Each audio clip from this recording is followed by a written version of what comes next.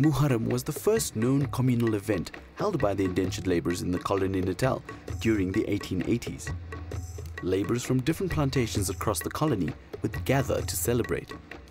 Although a Muslim-inspired celebration, it was a time Christians, Muslims and Hindus would gather in unison far from the constant toil of the plantations to embrace a sense of community and freedom which would have eluded them for most of the year that had passed. During the course of the festival, people would gather to submerge in the Amgheni River replicas of the martyred Imam Hussein's mausoleum at Karbala.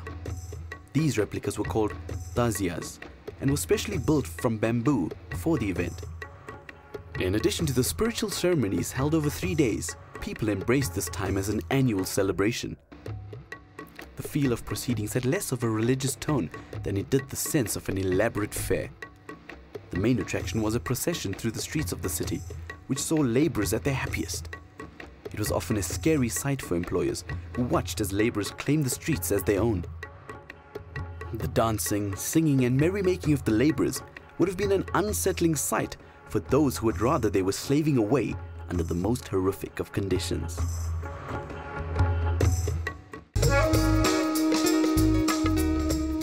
Given the fact that they would often be denied the very basics for survival, some researchers believe that this part of the festival represented a form of catharsis for labourers.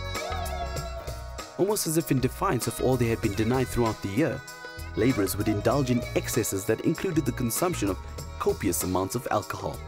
Such was the excess, employers and authorities sought to put an end to it, and ultimately the colour and exuberance expressed at the festival would be reined in as spaces and buildings for religious expression would be created. The festival of Muharram will be remembered as necessary, in that labourers could feel a sense of community, abundance and freedom that they would have been denied all year.